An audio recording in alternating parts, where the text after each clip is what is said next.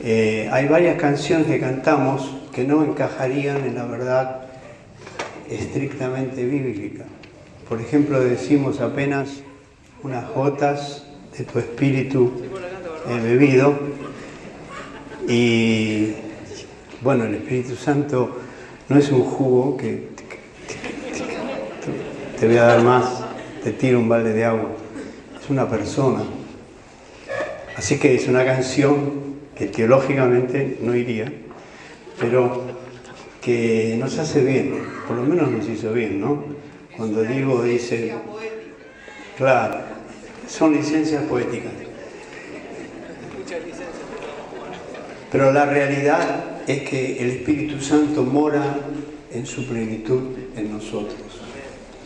Que nos ha sido dado el Espíritu Santo por el Padre, y que cuando nosotros cantamos o decimos, Señor, dame más, quiero más, Dios dice, no los entiendo, porque no tengo más.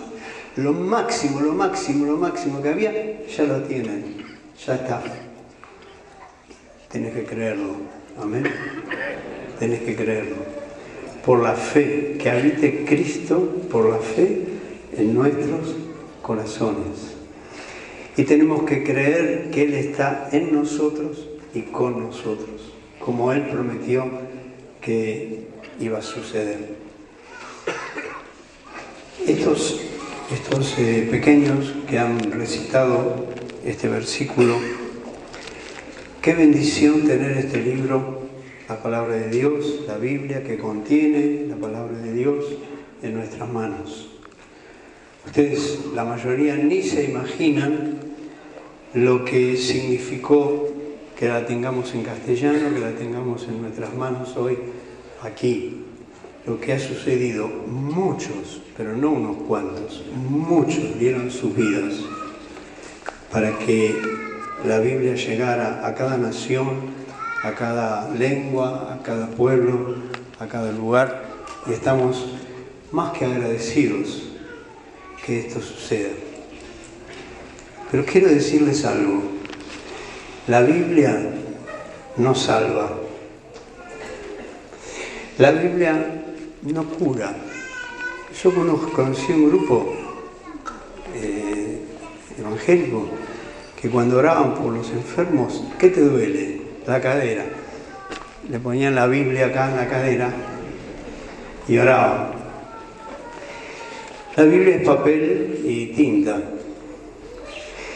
Lo que transmite acá, por supuesto, la palabra de Dios, se junta con nuestra fe y se produce la vida de Cristo. Vamos a un restaurante a comer y pedimos el menú. Nos trae el menú, lo abrimos, entradas, ensaladas, plato principal, carne de vaca, carne de cerdo, y ahí estamos. Y empezamos y decimos, bueno, son 8 puntos del menú, vamos a aprenderlo. Primer principio, entrada. Segundo principio, ensalada. Tercer principio. No, vamos a estudiar bien durante unos días lo que dice el menú, cómo está compuesto. Arroz con pollo. Bueno, esto, hermanos. Y podemos estar estudiando el menú de memoria. En el principio del verbo. Podemos estar escuchando. Pero la realidad es que el menú es para que comamos. ¿Qué quiero decir con esto? Todo lo que leemos de las Escrituras es una bendición enorme, increíble. Es palabra de Dios. Convierte el alma, hace una obra en nosotros. Pero la realidad es que tenemos que hacer lo que nos enseña la palabra de Dios. Tenemos que creer y tenemos que obedecer. No se puede separar la fe de la obediencia. Por eso, cuando nosotros tenemos los cuadernillos de Puerta, Camino y Meta, arriba ustedes van a ver que dicen de fe y obediencia. ¿Por qué? Porque si creo, por supuesto que voy a obedecer. El tema es cuando no creo. Pero cuando creemos, entonces esta palabra toma vida en nosotros.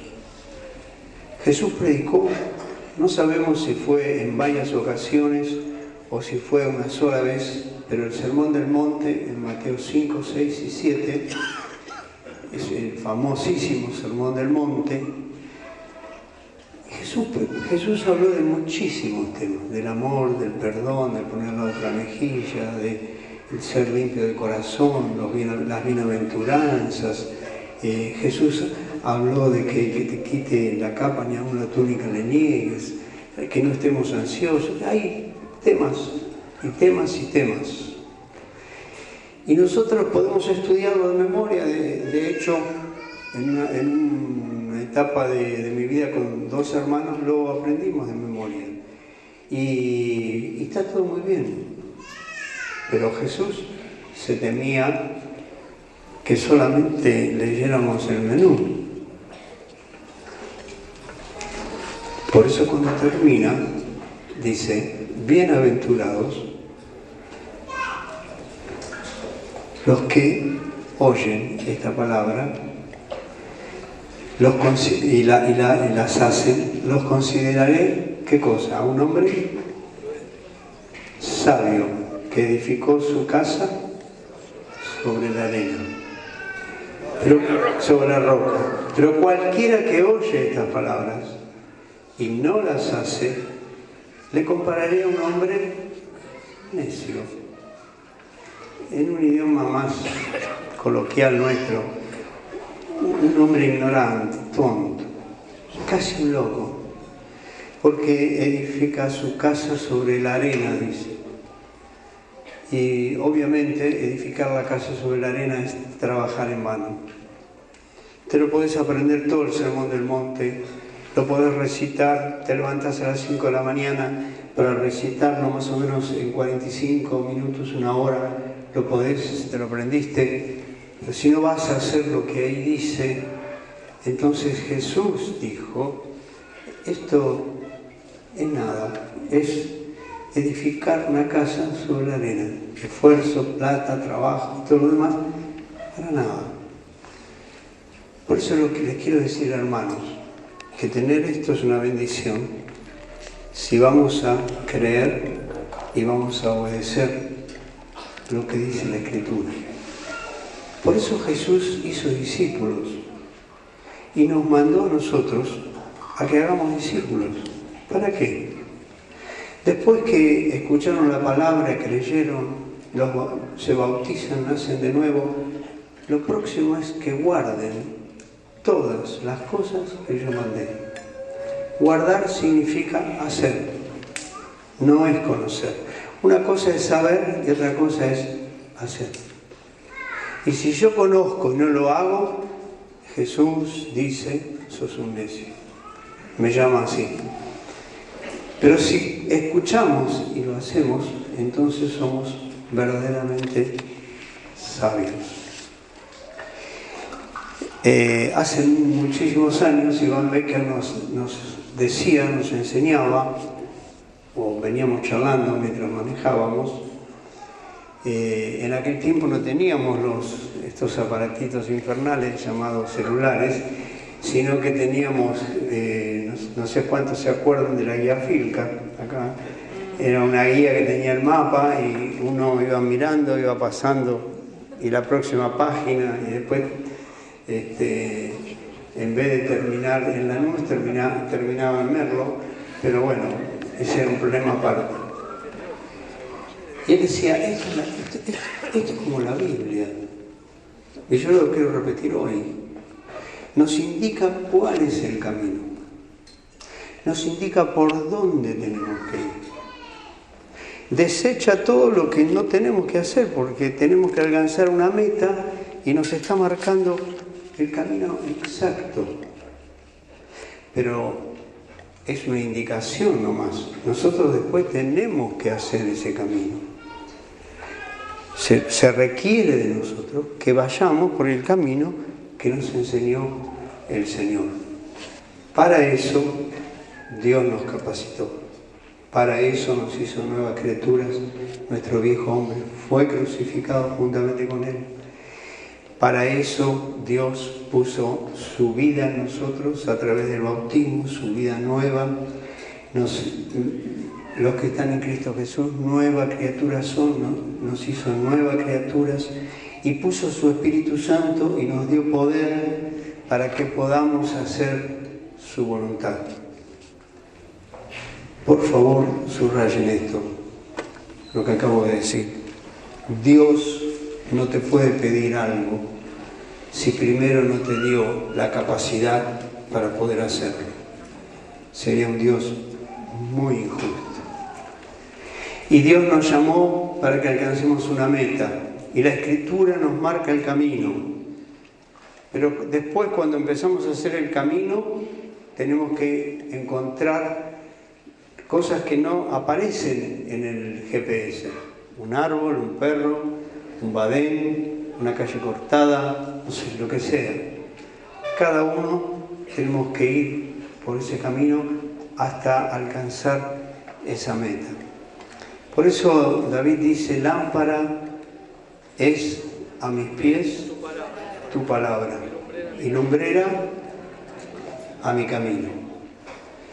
Este camino que tenemos que andar en un mundo que no conoce a Dios y que cada vez lo conoce menos, es un camino que está lleno de peligros, es un camino que puede tener piedras, puede tener pozos, puede tener animales, puede tener muchas cosas.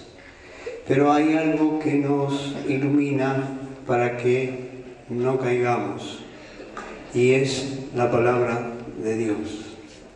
¿Con qué guardará el joven, dice en ese mismo Salmo 119, su camino? ¿Con qué? Con guardar tu palabra.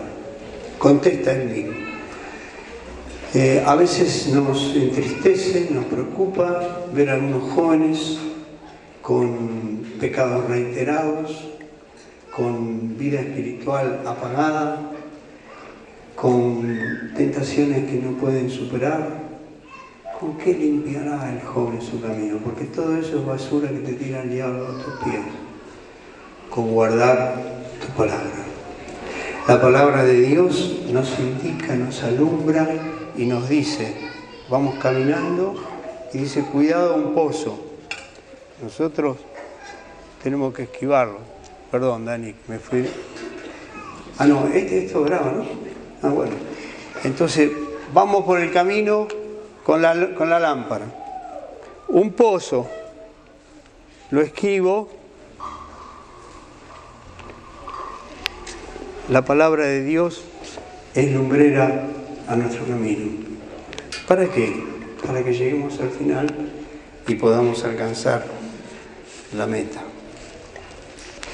Isaías 35:8, cuando habla de la Escritura y de este camino que nos señala la Escritura, me gustó muchísimo esto porque se identifica conmigo. El que anduviere, dice Isaías, en este camino, por torpe que sea, no se extraviará jamás. Está bueno eso, ¿no? No, pero yo, Señor, no entiendo nada, qué sé yo. Hay otros hermanos que tienen gracia, que tienen dones. ¿Que sos un torpe? Sí. Bueno, tengo una buena noticia. Una buena noticia. Este camino, el que anduviera en este camino según la Escritura, por torpe que sea, no se extraviará jamás. Amén. Muy bien. Isaías, algunos están tomando nota, 35:8.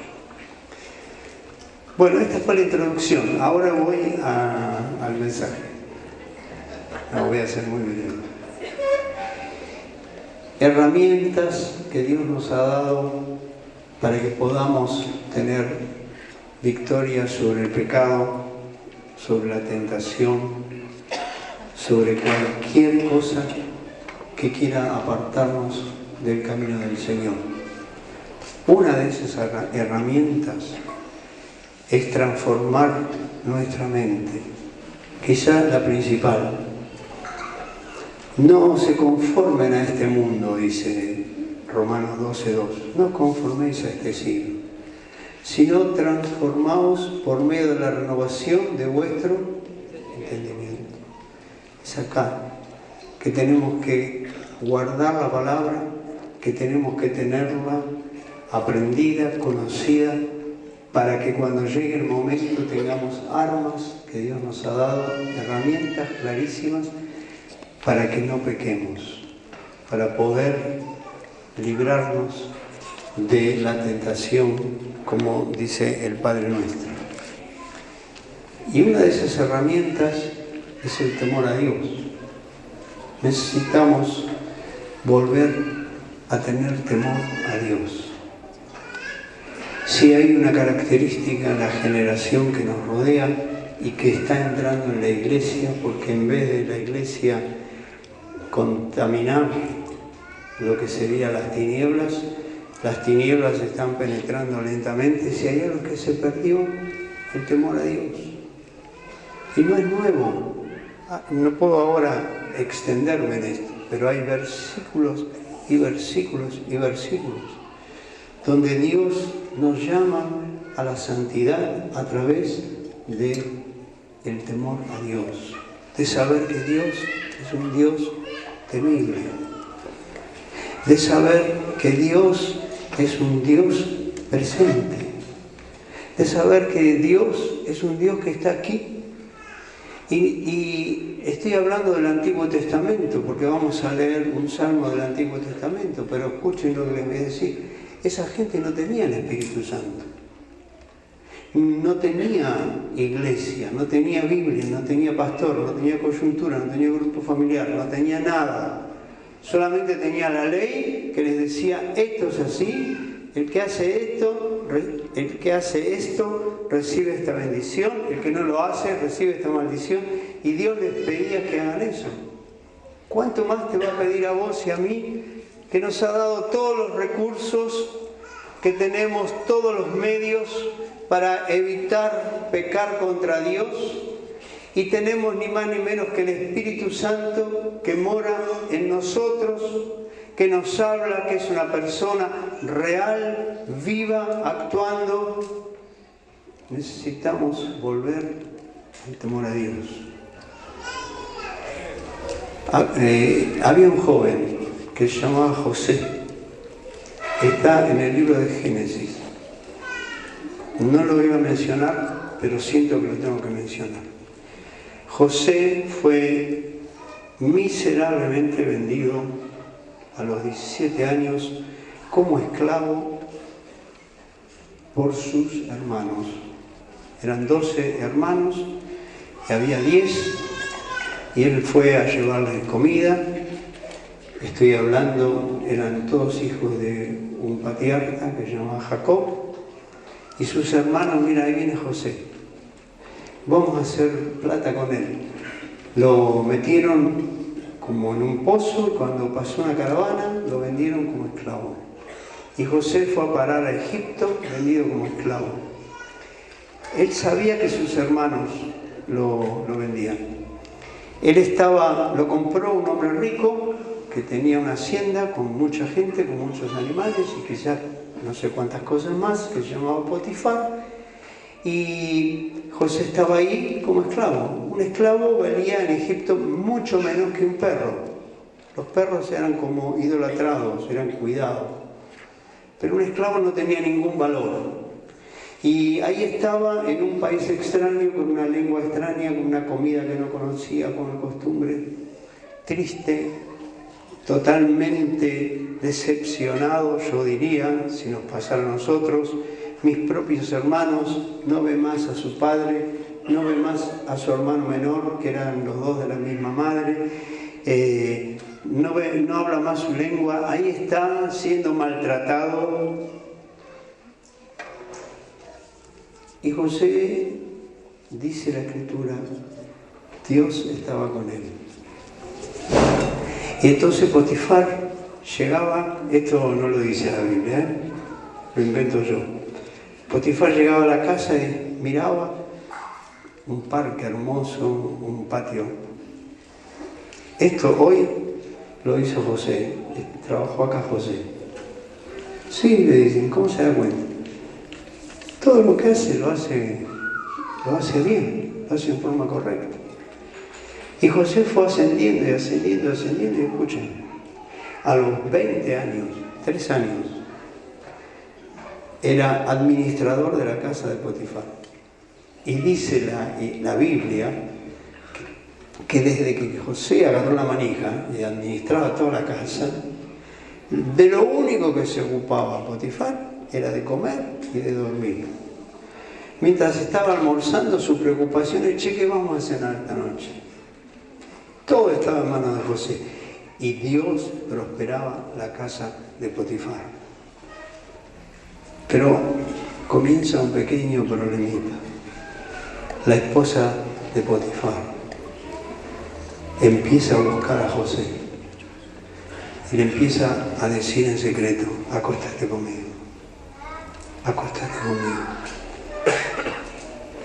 Yo quiero suponer que José, como esclavo, haciendo trabajos tan rudos, debería haber sido, ¿no?,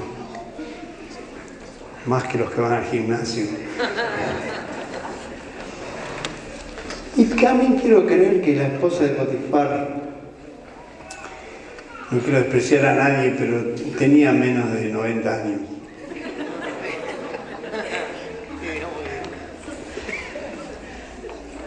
¿Y saben qué? José lo que le decía, ¿cómo yo voy a hacer este mal tan grande pecando contra Dios? Les voy a hacer la aclaración que del siglo pasado para atrás no hacía falta hacerla, hoy sí. José no era gay. José después se casó, tuvo 2 hijos, y esos 2 hijos fueron de tanta bendición para Israel que hay 2 tribus, una lleva el nombre de cada uno de sus hijos. Pero José, con 20 años, con una mujer que lo acosaba, dice, cada día, él decía, ¿cómo yo voy a hacer este mal tan grande pecando contra Dios? José no tenía Biblia. Vuelvo a repetir lo que dije antes. José no tenía el Espíritu Santo. José no tenía coyuntura.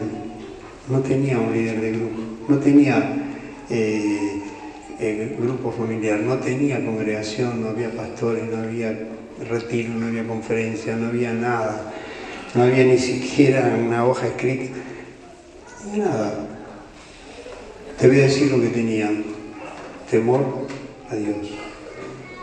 Aprendió que Dios es temible y él tenía temor de ofender a Dios. ¿Y saben lo que le decía a la esposa de Potifar? José, vení, porque no hay nadie. Mi esposo está de viaje y en este momento no hay un solo sirviente en toda la casa. Justo entraste, estamos solos. Y José decía lo mismo, ¿cómo voy a pecar? ¿Cómo voy a hacer esta maldad? Y voy a pecar contra Dios. Y dice la Escritura que José se dio vuelta para irse, para huir, y ella lo agarró de la ropa y lo desnudó. Y José salió corriendo desnudo y quedó con la ropa de él, esta mujer. Y después hay algo interesantísimo. Tienen que leerlo en Génesis, si quieren saber cómo sigue. Pero ¿qué les quiero decir yo? Que el temor a Dios, dice Proverbios 16, nos libra de pecar. Cuando descaradamente somos capaces de mentir, de quedarnos con un vuelto, de juntarnos con otro para chismear contra alguien, para criticar. Cuando descaradamente somos capaces de darnos vuelta para mirar la mujer que acaba de pasar por al lado porque queremos verla de adelante y de atrás. Falta temor a Dios. Falta temor a Dios. Cuando somos capaces de prender una computadora, el teléfono, algo, y poner pornografía, poner basura, que sobra, falta temor a Dios. No hace falta tanto consejo, tantos libros, que hagamos tantas cosas. Cuando somos capaces de cometer adulterio o cualquier otro pecado, de pelearnos, o somos capaces de que nuestro corazón está embriagado de materialismo, tenemos y queremos más y deseamos, o estamos llenos de celo, ¿por qué aquella persona progresa, hace esto y yo no? Falta temor a Dios. Y yo hoy quisiera decirles, una herramienta que va a salvar tu vida del infierno es el temor a Dios. Reconocer su presencia. Miren hasta dónde falta el temor a Dios. Hemos tratado situaciones. Y yo pregunté a un hombre, un hermano, no era un joven muy joven, era joven pero no sé, pasa seguro a los 30 y los 40. Y cuando vos tenías ahí tu computadora y estabas solo y pusiste la basura que pusiste, si estábamos al lado tuyo, tu esposa, o estaba yo o cualquier pastor o un hermano ahí al lado tuyo, está la silla, está la computadora, acá estás sentado, ¿qué hubieses hecho? No, enseguida lo saco. Está una persona ahí, mi esposa, el pastor, no sé, o alguien, saco eso. Te quiero decir algo, el que estaba al lado tuyo, cualquiera que sea, es tan pecador como vos. Pero ¿sabes qué? Estaba Dios. Dios estaba ahí. Estaba presente al lado tuyo, no te importó. Hermanos, ¿por qué cuento esto? Para que ustedes tomen conciencia de que nos pasa a todos. Estamos perdiendo el temor a Dios. Necesitamos recuperar esa herramienta. Esto es la rana en la olla sobre el fuego. Ustedes ponen agua más o menos tibia, ponen una rana que se va sintiendo cómoda, encienden el fuego, el agua va subiendo de temperatura y la rana se va contagiando de esa temperatura y también va subiendo la temperatura de su cuerpo hasta que llega un punto que murió. Y decimos, che, pero fulano de tal, ¿qué pasó? ¿Cómo puede ser esto? ¿Dejó al Señor? ¿Dejó todo? No es que me acosté santo y me levanto impío por completo. La realidad es que estuve en el agua bastante tiempo y permití que esta situación avanzara. Hermanos amados, necesitamos volver a tener temor a Dios. Pablo, 2 Corintios 7:1, es uno de los versículos que hemos estudiado. Así que, amados, teniendo tales promesas, ¿no? Limpiémonos de toda contaminación de carne y de espíritu, perfeccionando la santidad en el temor a Dios. ¿A Dios o de Dios? Perfeccionando la santidad en el temor de Dios. Jesús murió en la cruz, llevó tus pecados, mis pecados, para perfeccionarnos. Perfeccionar significa llegar a la madurez, para que seamos maduros y en el temor de Dios. Necesitamos esa herramienta urgente. Salmo 139 y terminamos. No sé si algunos tienen la Biblia o si quieren escucharme. Me gusta más si me escuchan. Es una oración de David. Es del versículo 1 al versículo 12. Si alguno quiere estudiar de memoria esto, yo lo felicitaría. No sabe el oro que está guardando en su bolsillo. Oh Señor, tú me has examinado y conocido. Tú has conocido mi sentarme y mi levantarme. Has entendido desde lejos mis pensamientos. Ustedes entienden que es poético. Y cuando está diciendo, conociste mi sentarme y mi levantarme, quiere decir, conoces todos mis movimientos. Conoces cuando salgo para el trabajo, cuando estoy manejando, y conoces cuando me estoy duchando o cuando estoy sentado en el inodoro. Me conoces siempre. Y cuando duermo, también me conoces. Entonces dice David, tú has conocido mi sentarme y mi levantarme. Has entendido desde lejos mis pensamientos. Eso significa, conoces lo que pienso, aunque me parece que estés lejos, pero Dios está ahí, al lado tuyo.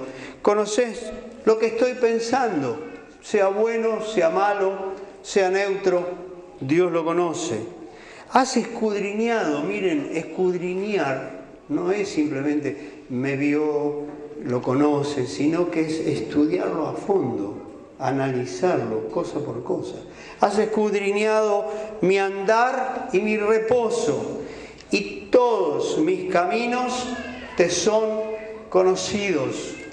No nos podemos esconder de Dios, ni a las 3 de la mañana, ni a las 5 de la tarde, ni en medio del bosque, ni arriba de una montaña, ni si somos buzos, meternos en el fondo del mar.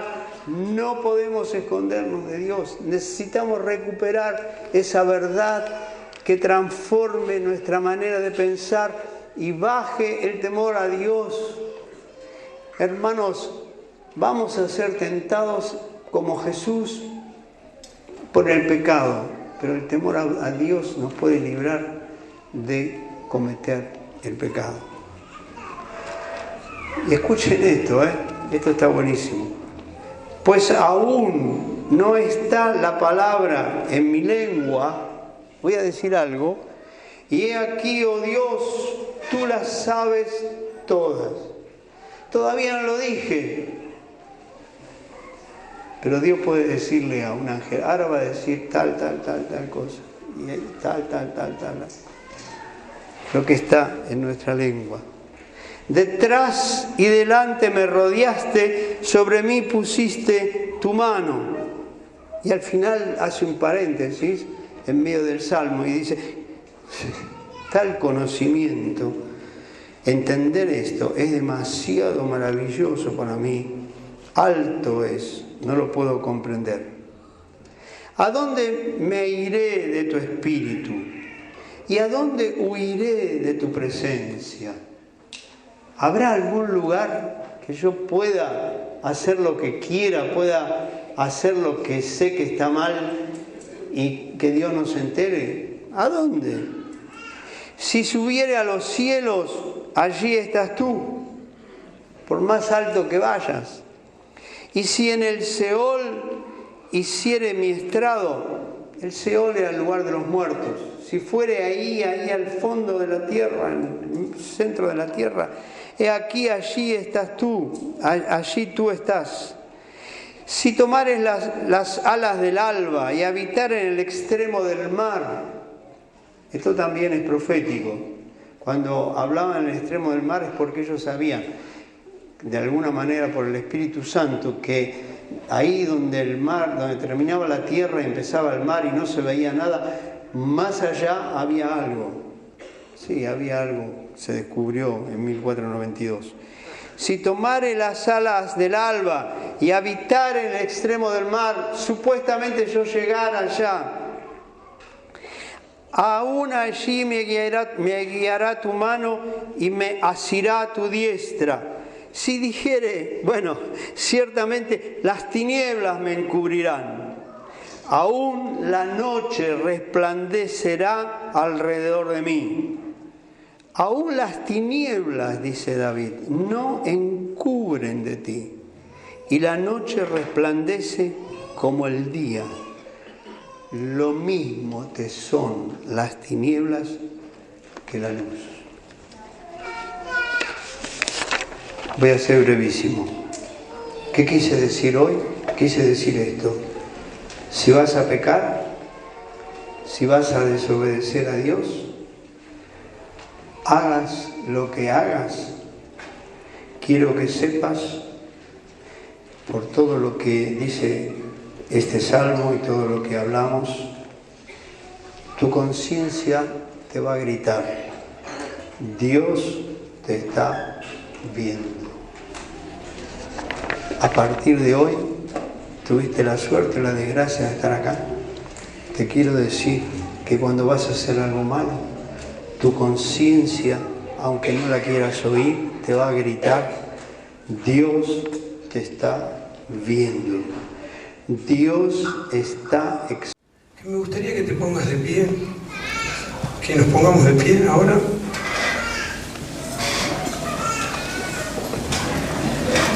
Y decirte que ese silencio con Dios me hizo mucho bien. No es que solo no había WhatsApp, la agenda de la semana ya no servía, la semana iba a estar dedicada a otra cosa. El silencio era rotundo en ese auto. Me daba miedo que llegue ese silencio, que no esté en mi escritorio para hacer notas, para tomar notas para alguna reunión. Era él y yo. Y quiero que cierres tus ojos y hagas una cita con él. Hagas una cita con él para hablar de lo que Andrés nos habló hoy, para poner todas las voces y poder escuchar a Dios. Señor, algunos al escuchar esta palabra fueron recordados que te temían enormemente, que te honraban, Señor. Señor, que cualquier cosa los escandalizaba y de a poco fueron perdiendo esto. Espíritu Santo, trabaja en nosotros esta noche y queremos arreglar una cita con vos, Señor. Más allá de los versículos, más allá de la paráfrasis, más allá de que si tenemos responsabilidades y nos tenemos que preparar, queremos oírte esta semana, Señor. Hay un llamado de atención esta noche de tu Espíritu Santo en nuestros corazones y necesitamos volver a ese temor, Señor. Señor, queremos volver a ese temor, pero necesitamos apagar todas las voces para poder escuchar la tuya. Que esta semana sea una semana de encontrarnos con vos. Señor, estoy seguro que cada vez que me citaste así no fue para reprocharme. Me sentí tan amado, tan recibido. Recibí el abrazo del Padre, Señor. Y sé que es lo que nos querés dar. Señor, pero hay 2 o 3 o 4 hermanos que te temían tanto, Señor, que hoy están siendo llamados a ese temor. Vos los estás convocando a ese temor. No hablaban mal de nadie.